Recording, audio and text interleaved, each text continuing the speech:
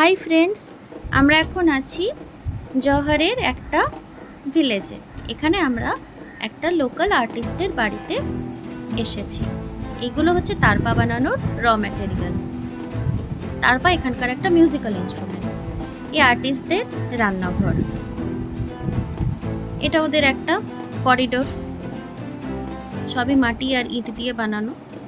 এটা ওদের উপরতলার একটা ঘর, যেটা টালির চাল কাঠ এসব দিয়ে বানানো। এটা ওদের একটা স্টোর রুম, যেখানে অনেক কিছু আর্টওয়ার্ক করা আছে। এটা আবার উপরের ঘরটা। এটা একটা ছোট্ট মিনিয়েচার জাঁতা।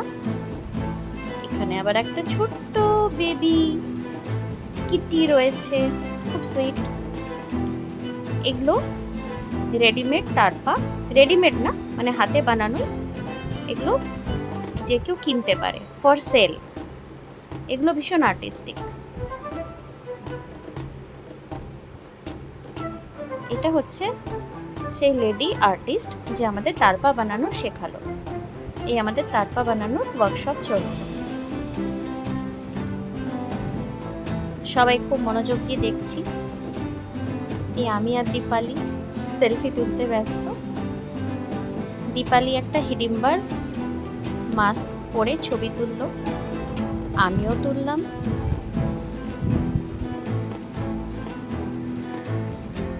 এটা পেপার ম্যাশের হনুমানজি, কি সুন্দর না?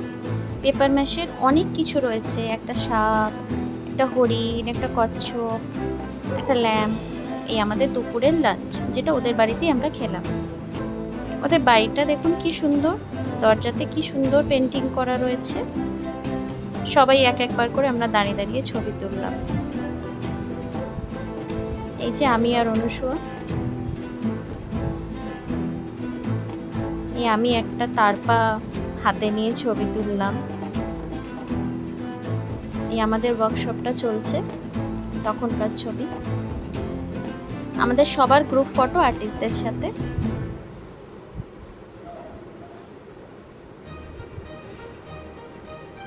তারপরে বিকেলের দিকে আমরা একটা মিউজিয়ামে এলাম, যেটা ডিফ অ্যান্ড ডাম পিপলরা বানিয়েছে। এখানে ওয়ার্লি পেন্টিং আছে ফর সেল, তারপর রয়েছে ফর সেল অ্যান্ড অনেক কিছু রয়েছে। আমি আর দীপালি সেলফি তুলছি। এই দিদি ভাই, আমি আর অনুসুয়া, পিছনে আছে একজন তারপা আর্টিস্ট,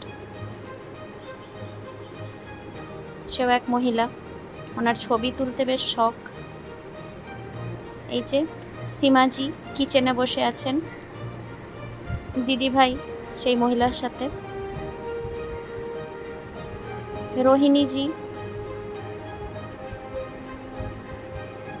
আবার সীমাজি, কি সুন্দর ছবিটা এসছে না? সবাই এখানে রয়েছে, আচলাজিও আছে। সবাই দেখছে কি কি কেনা যায়, কি নেওয়া যায়। আগেন সীমাজি বসে আছে ওদের বাড়ির বাইরে, আমাদের দেখাচ্ছে যে তারপাটা কি করে বানানো হয়। আমাদের কিছু জিনিসের ফিনিশিং করে দিচ্ছে। এই আমরা চলে এসেছি কাট্টিয়া হনুমান মন্দিরে, কাট্টিয়া মারুতি মন্দির, যেটা এখানকার স্বয়ম্ভু হনুমান মন্দির। ভিতরটা ভীষণ সুন্দর, খুব সুন্দর একটা অনুভূতি হয়, পজিটিভ ফিলিং হয় এই মন্দিরের ভিতরে এসে।